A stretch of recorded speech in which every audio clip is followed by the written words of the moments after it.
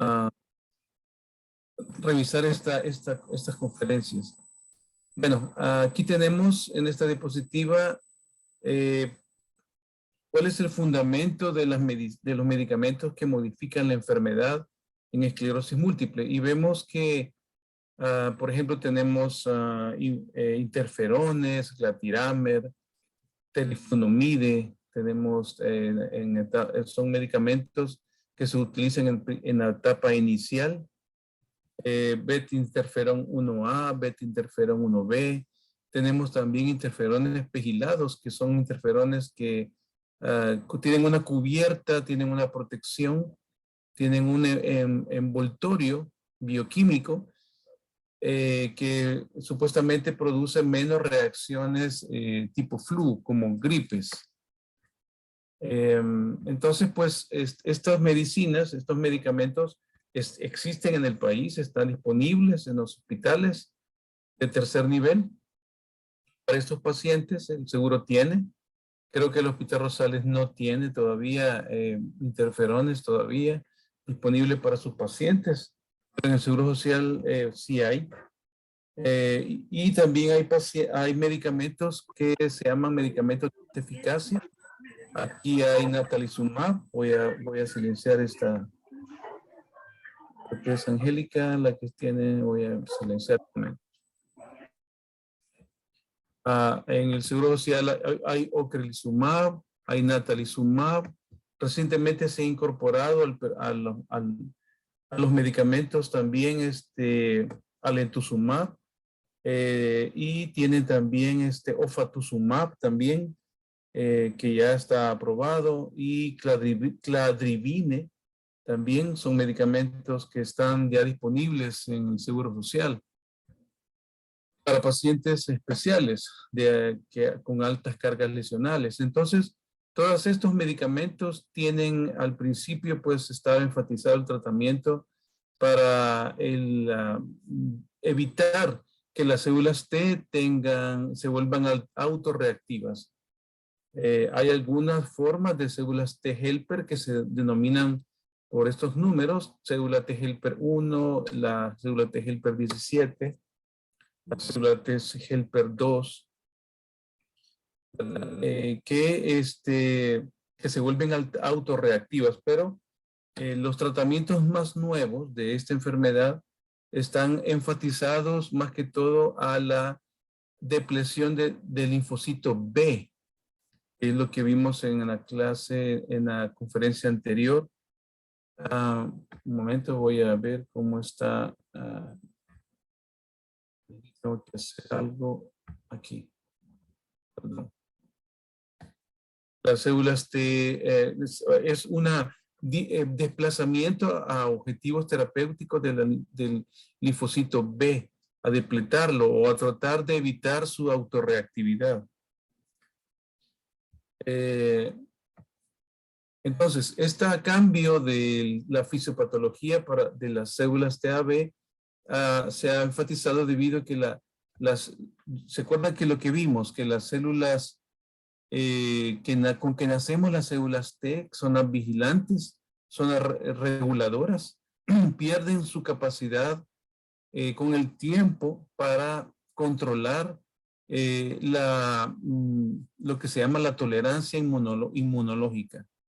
La tolerancia inmunológica es algo que está en muchas enfermedades inmunes, que es la capacidad para reconocer células, no solamente células extrañas o células que se parecen a tejidos, sino también a células cancerígenas.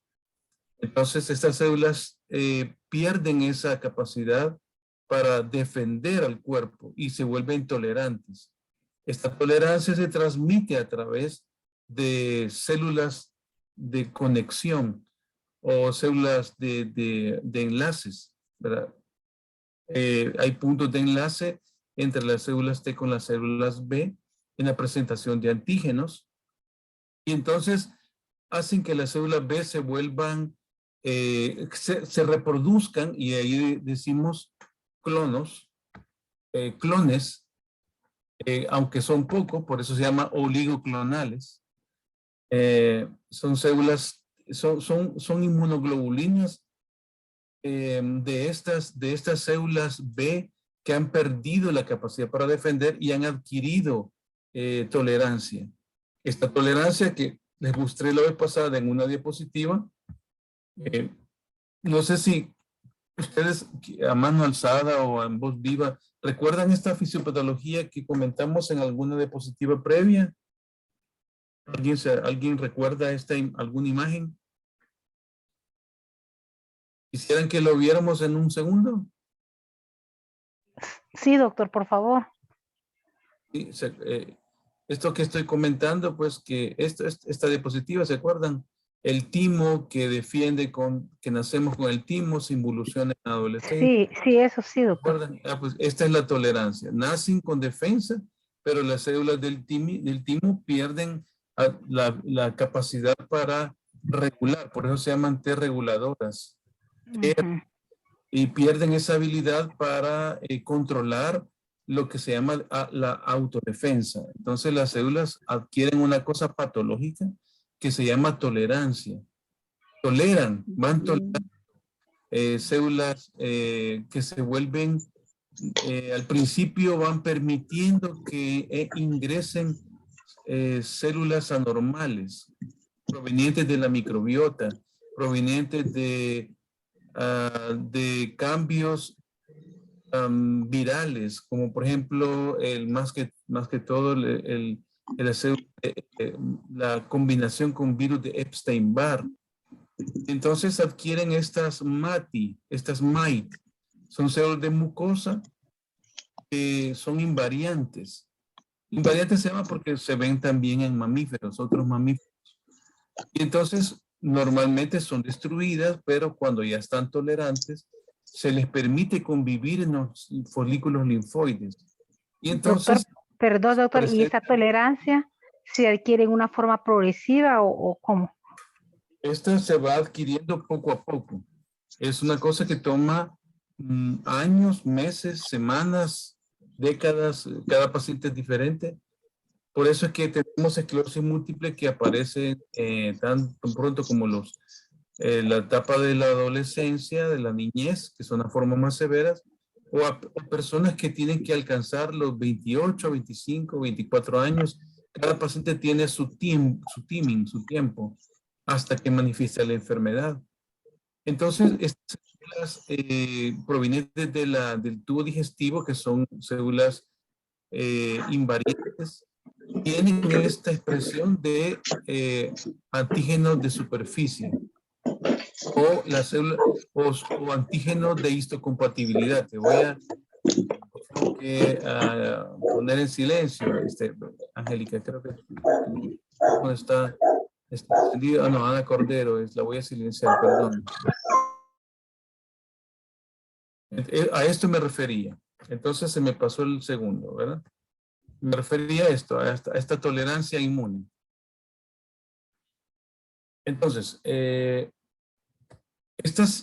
las formas que son más patológicas son las células B. Son las que producen más estos anticuerpos estas bandas de residuos de inmunoglobulinas que se llaman oligoclonales, están en la banda de la inmunoglobulina G. Estas provienen de estas células B. Entonces, estas células B son importantes en la fisiopatología porque estas células producen bastante mediadores de inflamación y destrucción. Aquí tenemos un ejemplo de ellas: linfotoxinas A, interleuquinas 6, interferones, factor estimulante de las colonias de los granulocitos, macrófagos, y estas moléculas van fatigando la defensa de las células B. Y entonces atenúan esa capacidad que tiene la célula B por defendernos a nosotros. Entonces, van reduciendo esa capacidad destructora que tienen los de algunas células del grupo T también.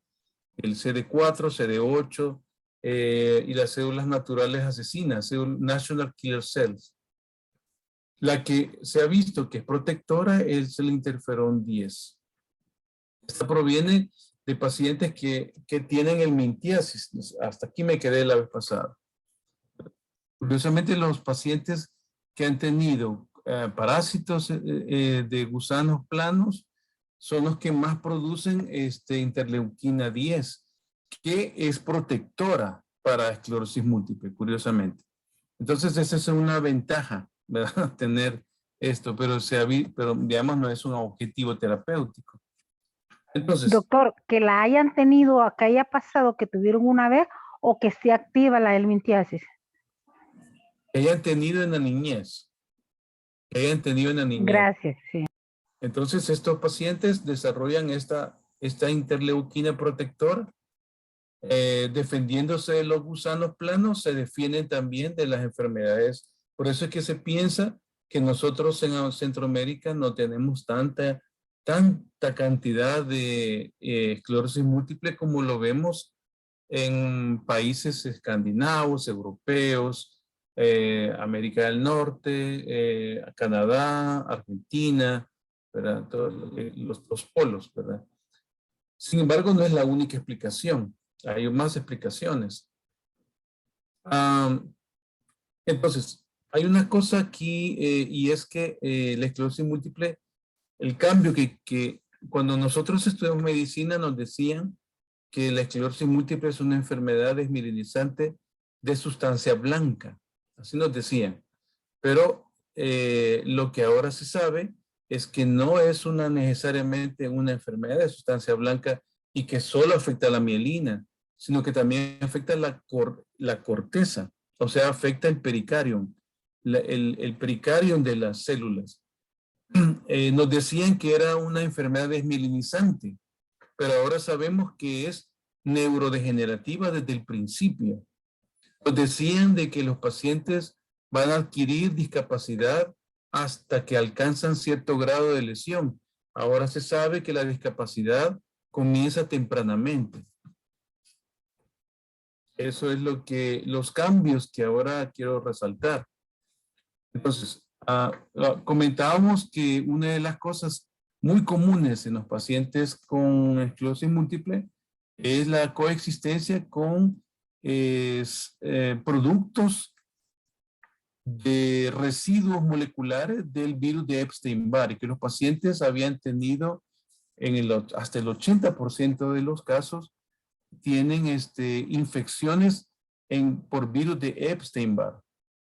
Entonces, pero a pesar de que la enfermedad es bastante común en la niñez, que cursa de manera sintomática, en los niños cursa sin darse cuenta, en los adolescentes es un poquito más sintomática, no toda la población desarrolla esclerosis múltiple, pero sí la esclerosis múltiple está relacionada hasta el 86% de los casos con el haber tenido exposición a infecciones por virus de Epstein-Barr. Y este es más común que cualquier otra infección. Por ejemplo, se ha visto que se ha investigado si el herpes virus del tipo 1, el tipo 2, o la presencia de infecciones por citomegalovirus, pero no son tan comunes. Son más comunes las infecciones por virus de Epstein-Barr. El virus de Epstein-Barr tiene un mecanismo en donde el virus tiene en su genoma, hay varios tipos hay casi 90 serotipos de virus de Epstein-Barr. Entonces, de estos serotipos, hay un grupo que es el grupo 1, perdón, me equivoqué. Hay varios serotipos de virus de Epstein-Barr, 1, 2, 3 y así. Del grupo 1 tiene casi 89 segmentos moleculares candidatos a producir reactividad cruzada con antígenos de inmunoglobulinas. Esto quiere decir que se parece un poquito al Guillain-Barré. Cuando los pacientes desarrollan infección por Campylobacter jejuni, el Campylobacter jejuni produce una tolerancia en los pacientes, ¿verdad? Y las células del tipo B reaccionan atacando al Campylobacter jejuni y lo destruyen. pero le dejan una memoria en su sistema inmune y las células linfoides, o sea, las células B, confunden los antígenos del Campylobacter jejuni con la mielina de los nervios periféricos y los atacan 1 o 2 semanas después de haber tenido una infección por diarrea. Guillain-Barré, ¿han visto ustedes alguna vez? Sí, doctor. Entonces, algo así como lo que ocurre, solo que el Guillain-Barré es una enfermedad del sistema nervioso periférico, de raíz, ¿verdad? Entonces, el mismo problema que vemos Motoneurona inferior, ¿verdad? es de motoneurona inferior, sí. Ajá. En cambio, la esclerosis múltiple es de neurona superior, es de la primera neurona. No es periférica, no es una enfermedad que afecta el ganglio para abajo, del ganglio distalmente, sino que es atrás del ganglio. Entonces, estas virus de Epstein-Barr es bien común. Entonces, la importancia... Se podría decir que una infección viral puede ser el factor desencadenante para que las células, para que los linfocitos T se vuelvan tolerantes y provoquen la formación de células B, pero no todos los virus. Sí. Porque, No por todos ejemplo, los virus. porque, por ejemplo, el virus de la varicela que queda ahí que ahí persiste en el ganglio, ¿verdad? Sí, en el ganglio, sí. Y ese, sin embargo, no nos da esos problemas. No da ese problema. Ajá. Da otro, pero el virus de Epstein-Barr tiene una particularidad que si me alcanza el tiempo, pues llegaremos a verla. Es una cosa impresionante que se ha ido descubriendo por el mecanismo por el cual se descubrieron las vacunas. O sea que lo que voy a comentar ahora, si es que me alcanza el tiempo, es que existe la posibilidad de una vacuna contra esclerosis múltiple, ¿verdad? Debido a que ya se descubrió inclusive la secuencia molecular del residuo 36, bueno, desde el 300 y fracción hasta el 402, esos residuos ya están bien secuenciados. Son los residuos a los cuales se puede inmunizar a un paciente. Eso es un estudio que apareció en 2019-2021. Una pregunta, doctor, ¿a qué se refieren cuando dicen que están secuenciados? Porque oigo que dicen eso también para el virus del coronavirus y todo eso. A mí no me queda claro eso. Sí, te explico, mira. Aquí tenemos, por ejemplo, los virus de Epstein-Barr, ¿verdad? Aquí tenemos, en la parte de aquí abajo, no sé si logran ver mi cursor. Estos son virus que no son virus de Epstein-Barr. Estos se llaman micromatrices. Y aquí tenemos citomegalovirus, virus de herpes simple, aquí a mi derecha, virus de varios tipos. Pero el virus de Epstein-Barr tipo 1 es el que más tiene reactividad en estas microanálisis con las fases latentes las fases latentes y fases líticas de anticuerpos, de estadios clínicos de esclerosis múltiple. Es el virus del tipo 1. Aquí se encuentran en los pacientes con MS, con esclerosis múltiple, múltiple esclerosis, M de múltiple, S de esclerosis, y aquí se encuentran los residuos de las inmunoglobulinas G separaditos. Y se ve que hay un punto donde los investigadores que saben bastante de micromatrices han señalado como el punto de la inmunoglobulina G, que es esta MS39P del cromosoma de la parte pequeña del brazo corto en el segmento SW174, esta parte con el virus de Epstein-Barr tipo 1, aquí es donde está, según ellos, la máxima reactividad. Cuando expanden todos los residuos de los aminoácidos que componen los antígenos, los epítopos se llaman, del virus de Epstein-Barr tipo 1, del 1 hasta el 89, el segmento 55, 56, 57 y 58 son los que más tienen reactividad cruzada con la inmunoglobulina G. Es aquí, haciendo estas micromatrices, los que saben de micromatrices son los que han ido descubriendo. Este es el mismo método con que se hicieron las vacunas, mira. Con un método como el que yo te estoy explicando. Yo no soy experto en micromatrices, solamente estos textos donde se publicaron estos trabajos son bien complejos, ¿verdad? De comprender, ¿verdad? Pero esta más o menos es la conclusión de los investigadores, cómo encontraron el epítopo, ¿verdad? La parte de la parte de las inmunoglobulinas y la secuencia molecular, y qué parte de la virus de Epstein-Barr en este residuo es más reactivo. Luego se expanden se hace un análisis del virus de Epstein-Barr en todos sus residuos y se mira qué parte es la que es más reactiva, y entonces esta se clona. Sacan este fragmento, lo meten dentro de una célula y lo hacen a que se clone. De esta manera van sacando la secuencia molecular. Y aquí sacan los RNA que corresponden a este epítopo del virus de Epstein-Barr. Luego lo van configurando, lo cultivan, y entonces ven cómo se enlaza, y aquí van sacando el número de los residuos, y entonces ven que el aminoácido 396 hasta el 401 son las partes más reactivas que tienen contra el segmento de la inmunoglobulina en la parte 39P2W174, que es la parte donde más hay asociación, hasta 100 veces. Entonces aquí van sacando cómo es la conformación bioquímica. Después de esto vienen las vacunas. Porque aquí sacan los residuos, entonces ponen al vaso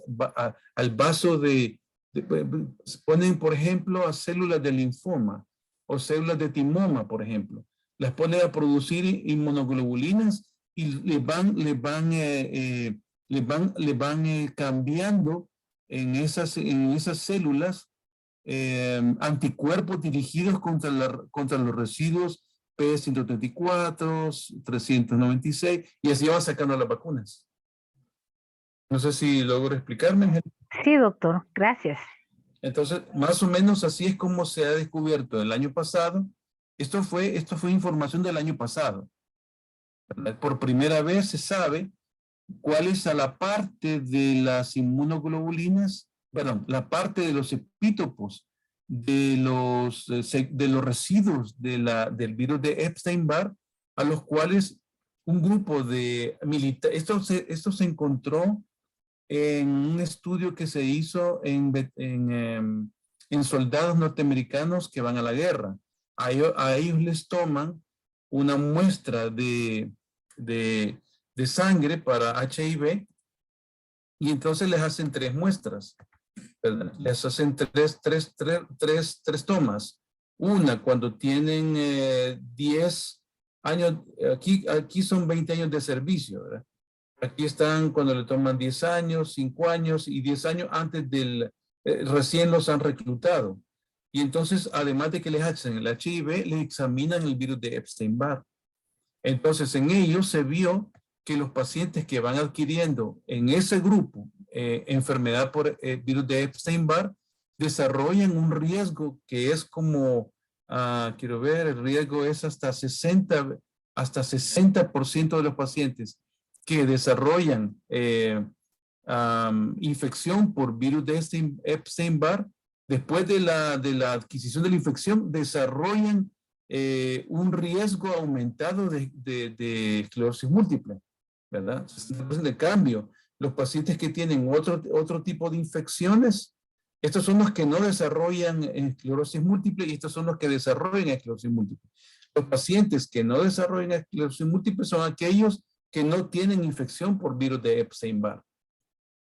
Entonces aquí le examinan los neurofilamentos y se mira que cuando tienen infección por virus de este Epstein-Barr, ya van produciendo lesión cerebral vista en residuos de sangre en los pacientes que se han infectado por virus de Epstein-Barr.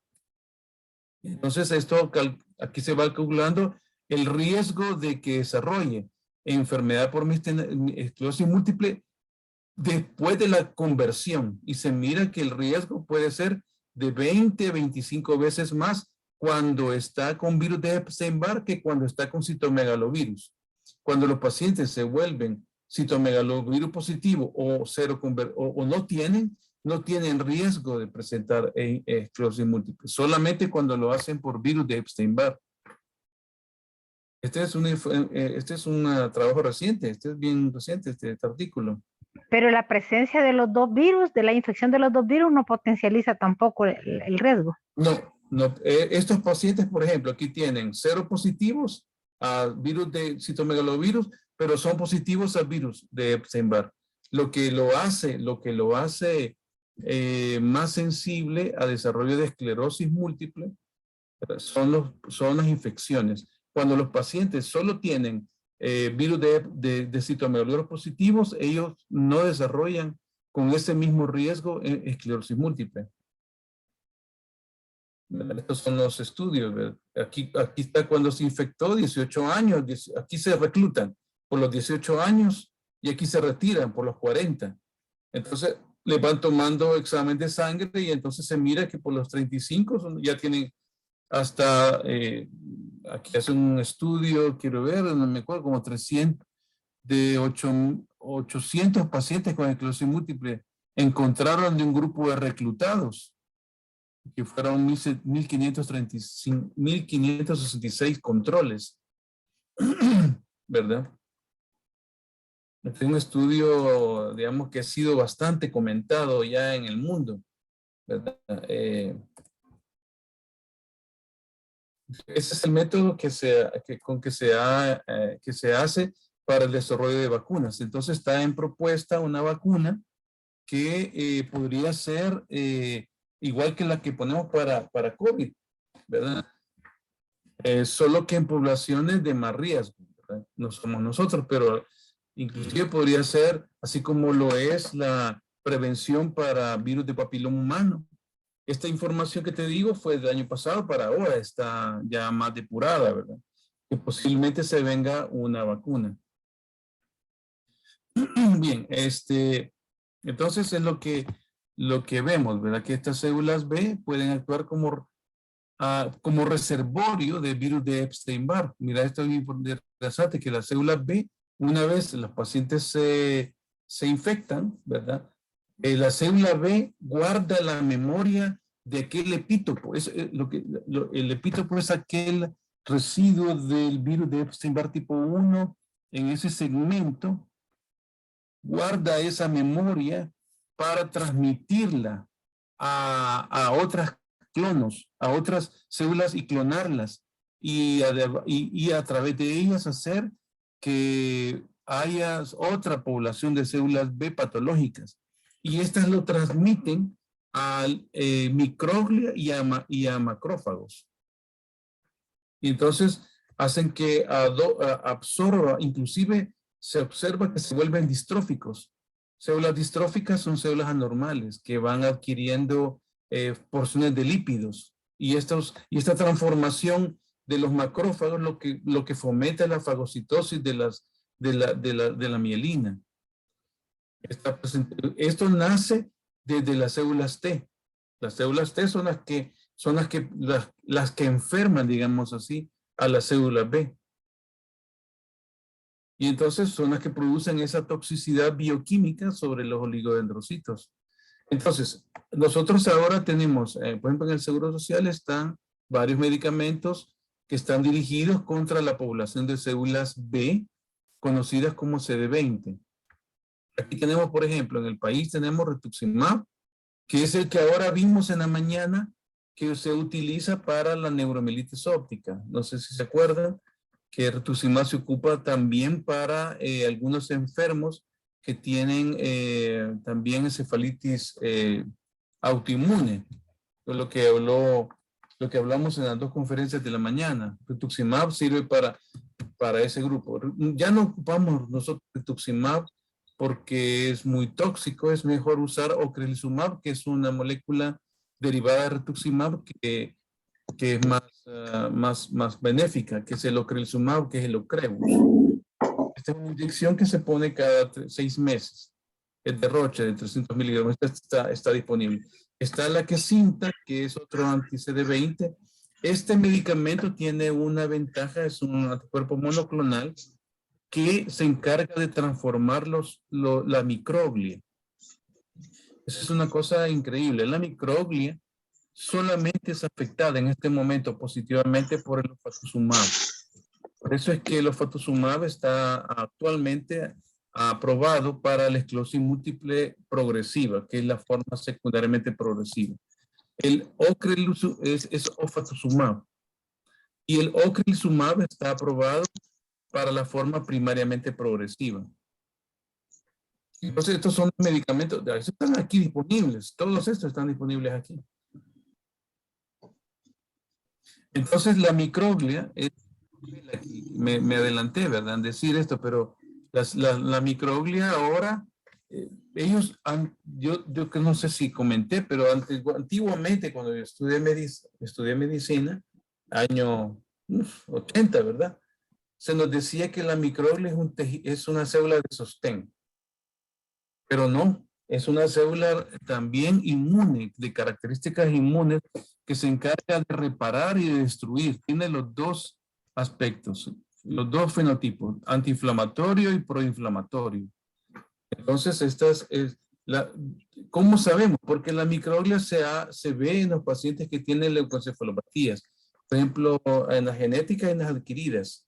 Un paciente, por ejemplo, que tenga un tumor y le quita, o tiene un infarto, donde está ese hueco en el cerebro, ahí hay microglia. Entonces, participa en enfermedades agudas y crónicas y tiene características de reparación, que eso es lo que, es que los artículos presentados de ofatuzumab mostraron que la microglia se vuelve reparadora en esos pacientes. Es el único trabajo que ha mostrado que los pacientes con enfermedades progresivas, cuando están bajo tratamiento con ofatuzumab, ya no desarrollan más discapacidad, inclusive van mejorando algunos aspectos, como que remielinizan, ¿verdad? Que ningún estudio anteriormente, ninguna otra droga lo ha mostrado. Entonces, son estas células de microglia están en placas de esclerosis múltiple activas y hasta el 40%, como ven aquí, como ven ustedes, fagocitan, ¿verdad? Y promueven inflamación. Y también promueven, además de destrucción, fagocitosis, destrucción de mielina. Reclutan otras células también y producen más daño axonal. Esta transformación es dependiente de la actividad inflamatoria proveniente de los linfocitos B enfermos, ¿verdad? Entonces, una cosa tremenda es que estos microglia viene de la periferia, ¿verdad? Y se ven en lesiones mixtas y lesiones activas, ¿verdad? Y entonces estas células, a pesar de que algunas parecen inactivas, se van expandiendo poco a poco, se van creciendo. Tanto lo inactivo como lo activo se va aumentando como que fuera una gota que se va expandiendo en el cerebro. Entonces esto produce, y estas también involucran a los macrófagos.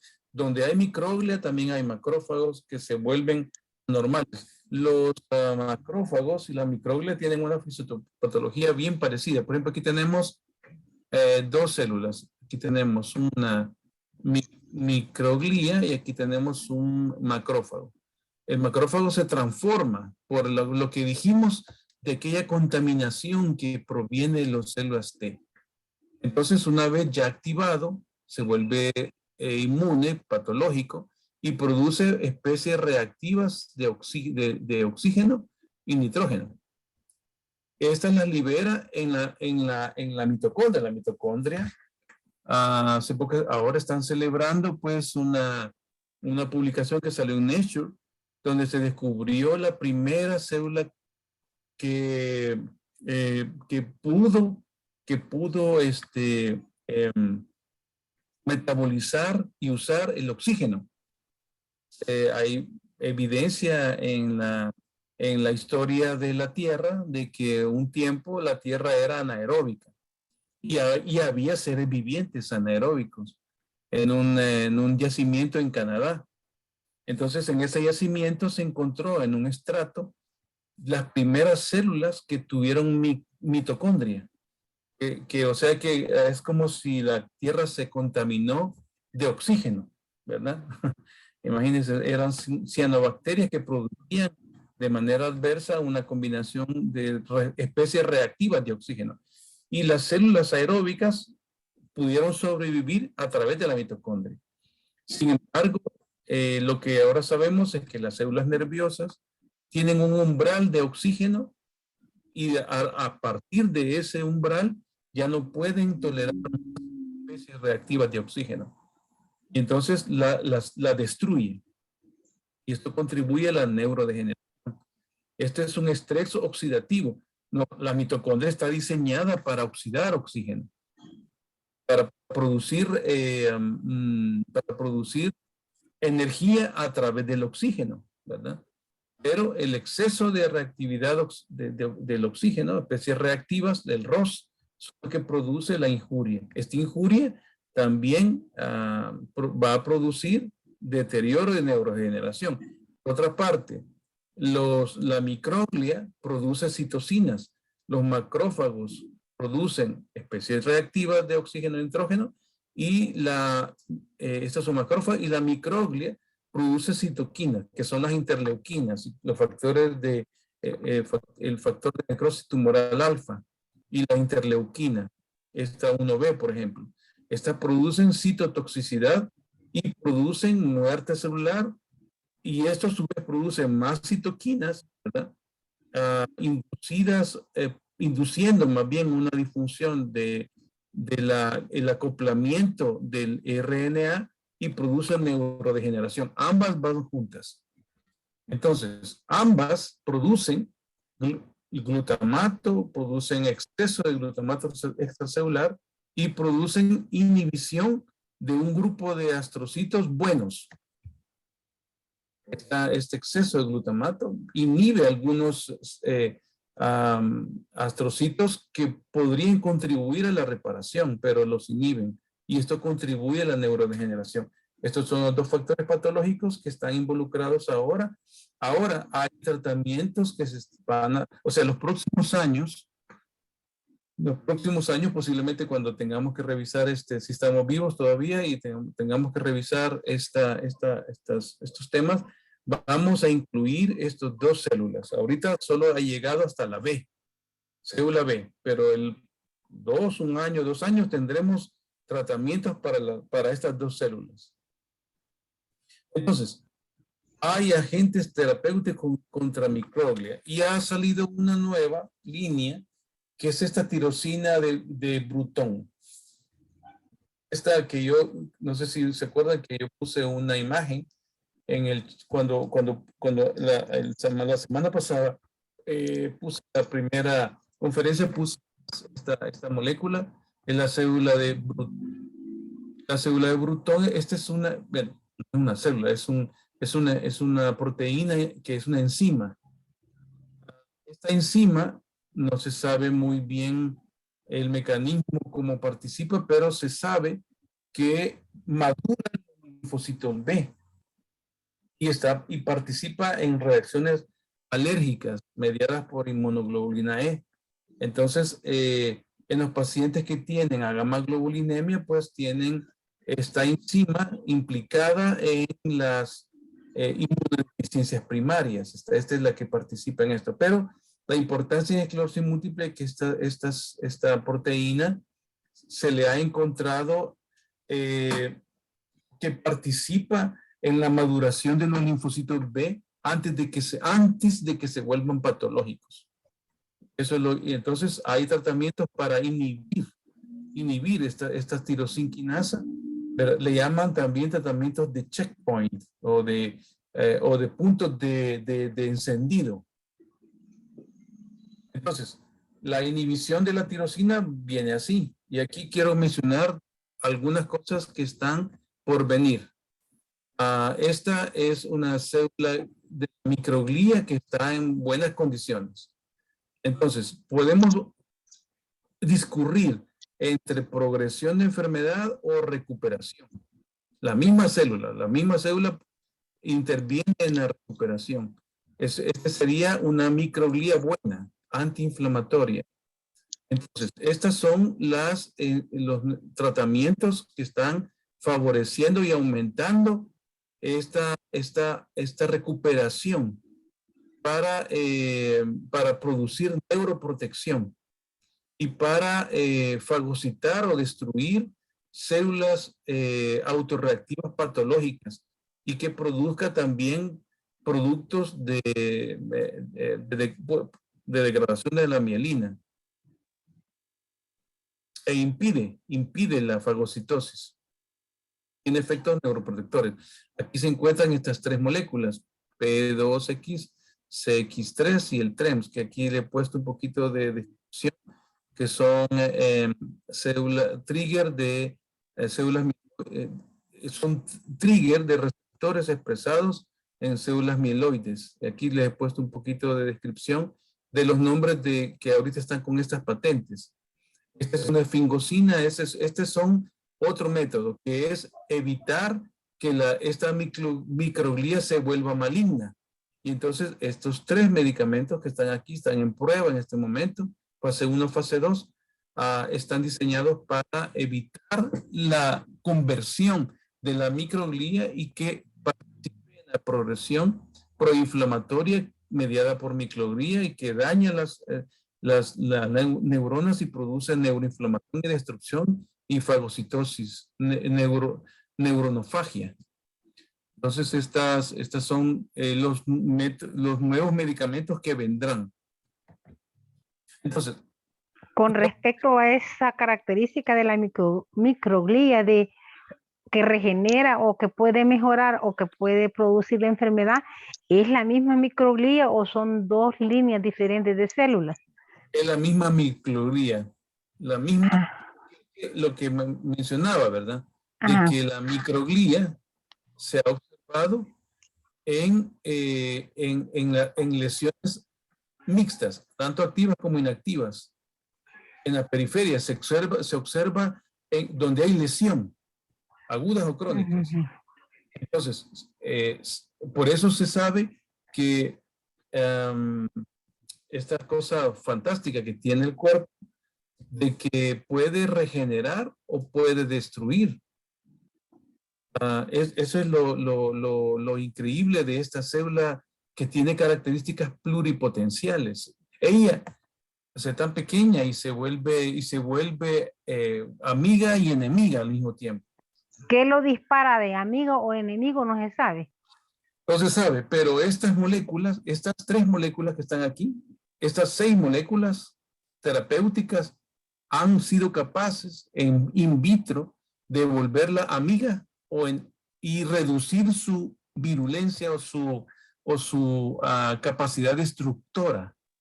Los derivados de la fingosina, esta S1PR, que creo que la puse por acá, es una fingosina 1-fosfato, tiene la habilidad de bloquear la transformación y que reclute otras células B y que produzca a través de estas dos células interferón 6 gamma interferón e interleuquina 6 a través de esta fingosina 1PR. También lo que acabamos de ver de la célula de Bruton, inhibidor de la tirosinquinasa, esta es un medicamento que bloquea esta proteína, esta enzima que se encarga de madurar los linfocitos B. Esta inhibición de esta tirosinquinasa de Bruton al bajarla, al inhibirla, evita que la microglía se vuelva maligna. Y el CSF, este que está acá, que lo tengo como, a ver, lo he puesto por aquí, no me lo puedo de memoria, no recuerdo de memoria, aquí está. Es una inhibición mediada por el receptor de la estimulante de colonia del factor 1. Esta inhibición de este factor que estimula las colonias, ¿colonias cuáles colonias? De las C y de las B. O sea que esta microglía tiene adentro de ella la capacidad de estimular colonias y clones de células B autorreactivas. A través de esa inhibición se ha podido limitar la transformación de esta microglía in vitro y ahorita hay estudio en fase 1 en este momento. En cambio, esta promueve el potencial que tiene de recuperación, la misma célula. Entonces, saltándonos a otro elemento, la barrera hematoencefálica. La barrera hematoencefálica, cuando yo estudié medicina,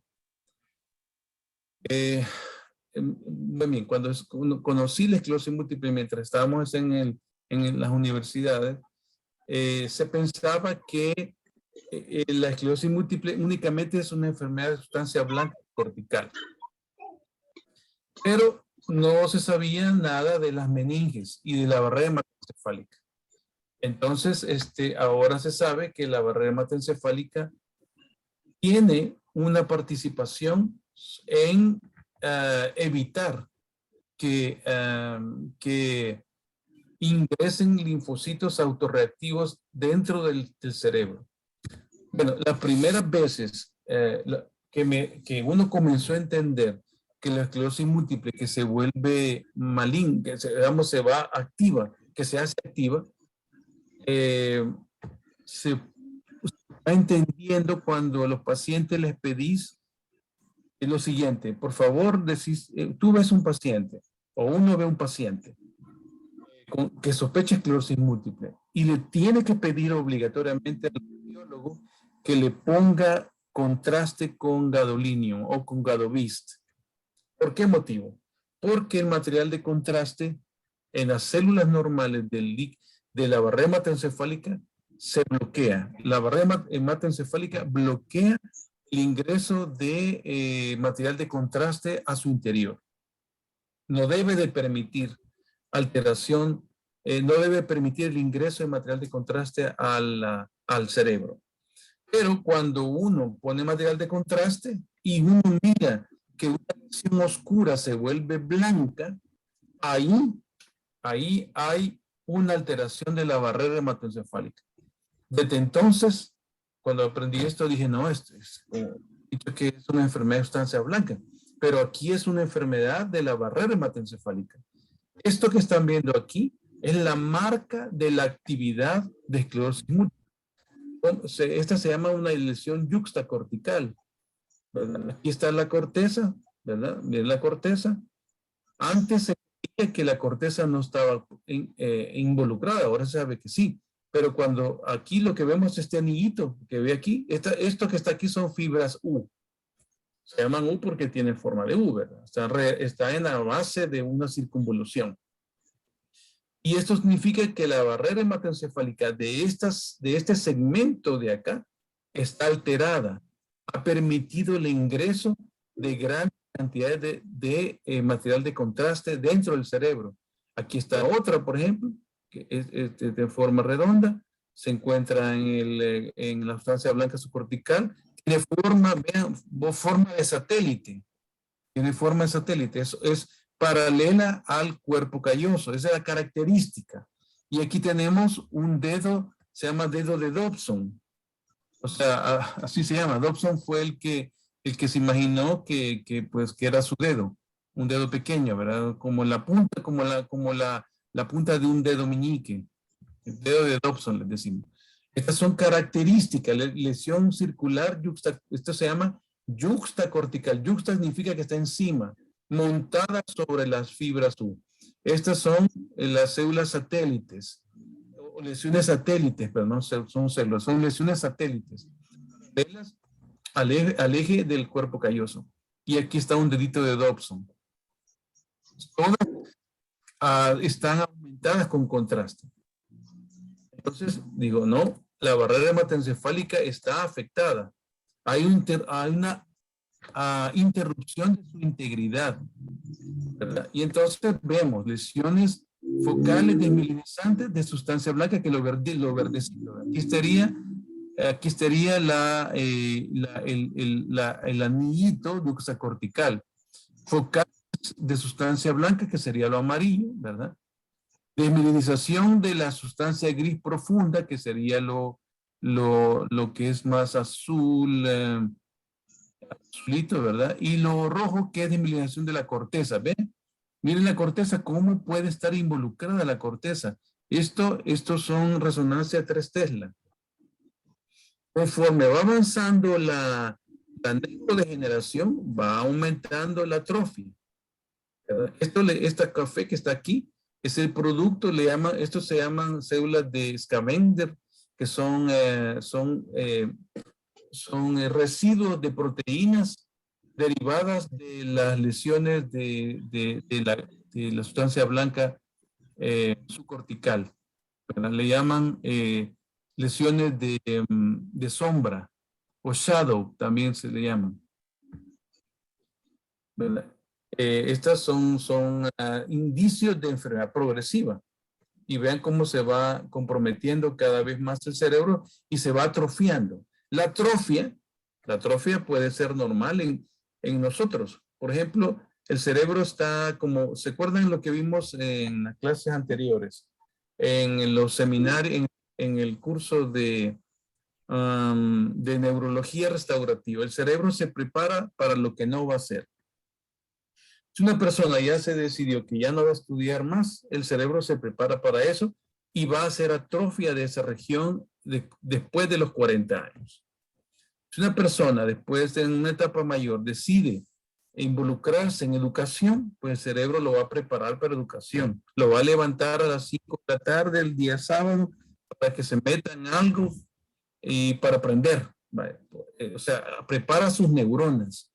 Si la persona dice, ya no quiero aprender más, ya no quiero involucrarme más, el cerebro lo prepara y lo va a atrofiar. Pero aquí no.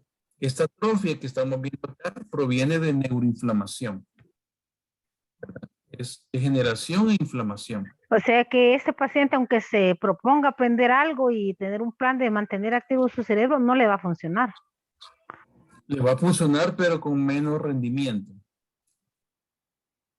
Le va a funcionar, pero con menos rendimiento. O sea que esta atrofia que vemos en estos pacientes jóvenes de 40 años con atrofia ya es patológica. Es una atrofia patológica. No es de la que está relacionada con el propósito de nuestra jubilación. Cuando nos jubilemos todos nosotros, algún día nos vamos a jubilar. Entonces, cuando decidamos eso, entonces nuestro cerebro va a experimentar una reducción de volumen porque ya no va a ser astronauta, ya no va a ser atleta, ya no va a ser lo que sea. Entonces va a experimentar regresión. Esa es nuestra elección. Pero en ellos no. Ellos hacen una atrofia patológica porque producen neurodegeneración. Y esto lo vemos aquí. La neurodegeneración comienza en la vena central. O se comienza de la periferia adentro del cerebro y se va expandiendo como una gota de agua en una agua mansa. Cae acá y en este área de azul hay más células reactivas que las que están en la periferia.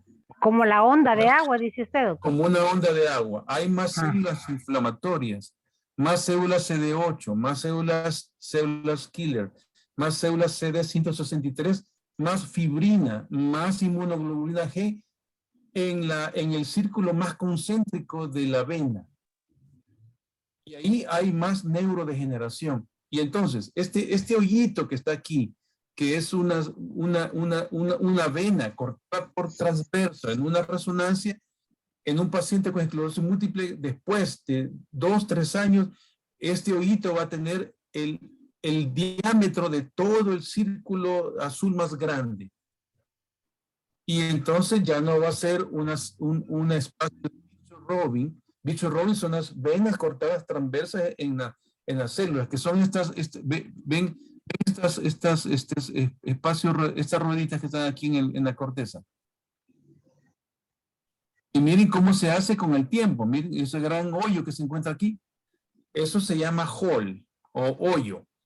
Eso ya es neurodegeneración. Entonces comienza desde la vena para afuera. Son excéntricas. De ahí vienen, de esa actividad inflamatoria. Por eso, la atrofia en esclerosis múltiple ahora es un objetivo terapéutico.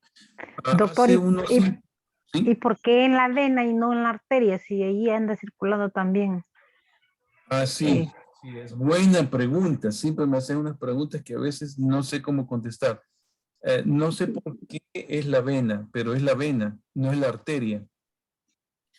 No te podría decir, tendría que ir a revisar por qué motivo son venas. Una cosa que sabemos actualmente nosotros es que el cerebro, a diferencia de otros tejidos, tiene ganglios, ¿verdad? Los ganglios son los sitios donde se eliminan los detritos. Las arterias tienen un flujo de alta presión, pero las venas son de flujo lento.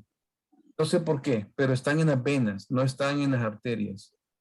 Las arterias se obstruyen y producen los infartos, pero las venas en esclerosis múltiple producen la neurodegeneración. Donde hay un hoyito en una paciente con esclerosis múltiple, ahí ha habido una vena que se ha hecho atrófica, ¿verdad? No te podría explicar por qué. Gracias, Pero doctor. era algo de relación con el flujo de baja fluidez. Más lento flujo. Más lento, quizás le queda más chance, no sé, fíjate, por qué motivo, pero sí son las venas, ¿verdad? Bien, aquí vemos una microglia produciendo otra cosa que se llama depósitos de hierro. Una cosa que tienen los migrañosos. A los migrañosos, cuando uno les toma, permitidme un segundito, tengo un pequeño emergencia, un momento.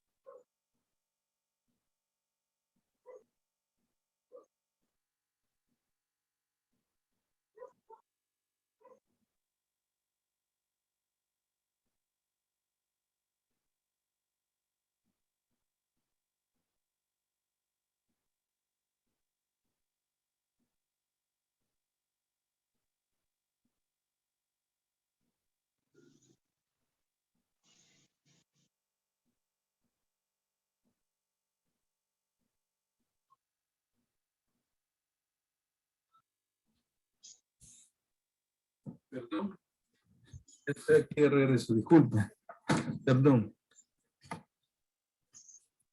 Bien, aquí tenemos, si están aquí todavía aquí, han estado todavía, bueno, aquí tenemos un ejemplo. Sí, aquí estamos. Les decía de las cefaleas. Las cefaleas tienen un vínculo en este momento con esclerosis múltiple. En cuanto a este concepto, los pacientes que tienen cefaleas y el dolor de cabeza tiene aura, esa aura es un poco tóxica para el cerebro. El aura es isquemia. Isquemia es cambios bioquímicos por exudación de células dilatadas y otras células que se ven afectadas por reducción de flujo y otras que se ven afectadas porque hay una exudación de tejidos, de material bioquímico, de material químico, de tipo extracelular. Y entonces las células, las resonancias de los pacientes con migraña pueden tener alguna de estas lesioncitas chiquitas. Voy a imaginarme que es esta, por ejemplo, de aquí o esta. Son depósitos de hierro también en los migrañosos. Los pacientes con esclerosis múltiple les pasa lo mismo también. Pero el depósito de hierro proviene de la microglia. Aquí tenemos, por ejemplo, este es el cepillo oxidativo. Y aquí tenemos células microglias, este es el símbolo de la microglia, este es el símbolo del oligodendrocito, y aquí tenemos un oligodendrocito dañado, y aquí tenemos una célula microglia, célula distrófica. Distrófica significa que está ya diseñada para ser mala. Entonces, cuando ocurre el daño axonal, les decía que los macrófagos y la microglia se acercan a la lesión. Ahí se producen especies reactivas de nitrógeno y de oxígeno, de las dos. En un principio, ese estrés oxidativo evoluciona, pero no lesiona completamente las células. Y entonces tenemos tres posibilidades. Podemos tener un axón normal, ¿verdad? Pero con una interrupción de mielina, pero se conduce normalmente. Eso se conocería como neuroapraxia. Podemos tener un axón dañado, pero continuo. Eso se llama axonognesis. Y podemos tener una sección completa. Eso se llama neurognesis. Entonces, las células, los macrófagos, los astrocitos del sistema nervioso, que son macrófagos, y los oligodendrocitos y en general la microglia, se ven involucrados en los tres tipos. Pero cuando va avanzando el estrés oxidativo, algo le pasa a estas células que no deben de volverse patológicas y se vuelven distróficas. Cuando se vuelven distróficas, depositan hierro oxidado dentro de la vecindad, en la vecindad de las lesiones. Y esto produce neurodegeneración progresiva. En estas células están distróficas. Y aquí se va a producir grandes depósitos de hierro y con astrocitos fagocitando hierro. Aquí hay un fagocito deglutiendo hierro. Es un ejemplo.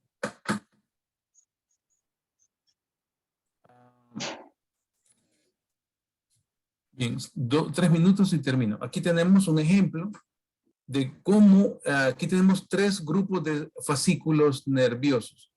El A por 1, que es el B. Aquí está la vaina del perineuro, ¿verdad? Muy bien gruesa, perfecta. Y aquí tenemos un corte de este segmento aquí. Aquí hay bastantes células normales. En el C sería este de acá, ¿verdad? Que es el A por 2. Tenemos menos células, menos axones. Y el D son otro tipo de lesión en el mismo segmento del cerebro atrófico. Este es lo que acabo de explicar acá, ¿verdad? Pero a través de fotos. Y cómo va progresando la atrofia. Por eso, esto me ha llevado a la conclusión desde hace tiempo de que cuando uno mira a un paciente en quien sospecha esclerosis múltiple, debe de pensar que ese paciente tengo 2 posibilidades de tratamiento. Uno que se llama de plataforma, que está en base, pues lamentablemente, a la disponibilidad económica. Ese tratamiento de plataforma, que son interferones, glatiramer, teriflunomida, dimetilfumarato, ese tipo de medicamentos son para evitar la inflamación, pero no la neurodegeneración. Está el otro tratamiento, que son los tratamientos de alta eficacia, que van a eliminar tanto lo inflamatorio como lo neurodegenerativo. Entonces, si un paciente nos toca en la vida, ¿verdad? O si nos toca en la vida recomendar a alguien, lo mejor sería, si están en sus posibilidades y si el país tuviera la posibilidad de moverse a tratamientos de alta eficacia. Eso va a ser el futuro. Y a remilinización, porque la neurodegeneración aparece en el mismo estadio en el paciente con esclerosis múltiple de brote remisión. Eso es lo que quiero decir. Muy bien, me voy a quedar hasta acá. Espero que haya sido de utilidad, ¿verdad? Siempre pues uno trata de hacer lo mejor posible, ¿verdad? Pero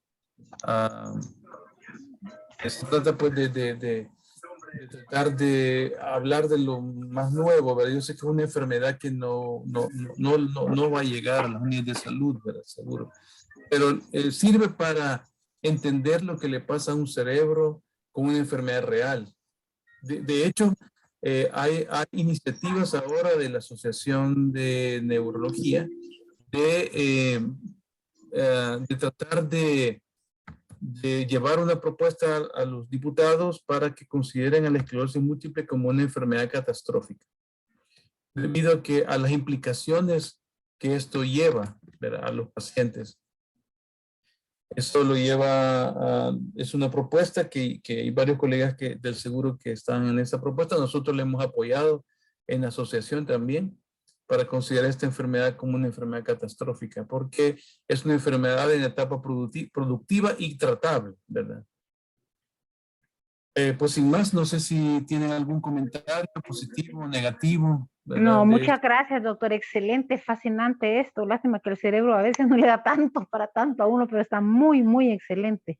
Le agradezco mucho, doctor. Espero que les haya parecido, ¿verdad? Son cosas, realmente si ustedes vieran, es decir, si ustedes comprendieran ya en el campo de la neurología, ya viendo todo esto, que esto es una cuestión de avanzada y de punta, ¿verdad? Que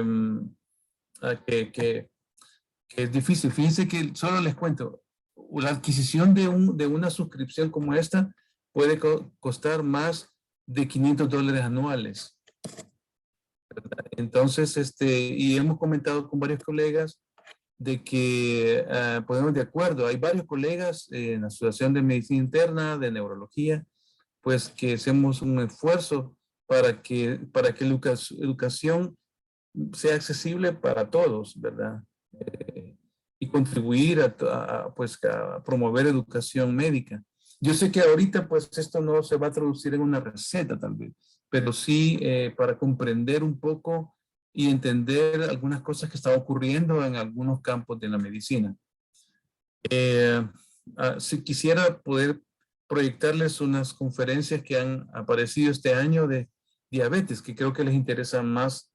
Esta conferencia me interesa a mí, pero seguro la diabetes le interesa mucho a ustedes. Y pues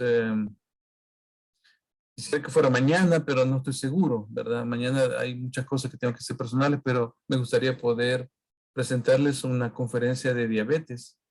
Una posibilidad sería que lo subiera a YouTube y ustedes lo pueden ver ahí cuando tenga el tiempo y no necesariamente abrir una conferencia a esta hora, ¿verdad? Bueno, quizás esa es la opción que voy a tomar para que lo puedan ver ahí en mi canal. Bueno, espero que tengan buenas tardes. Hasta pronto. Nos vemos el próximo sábado.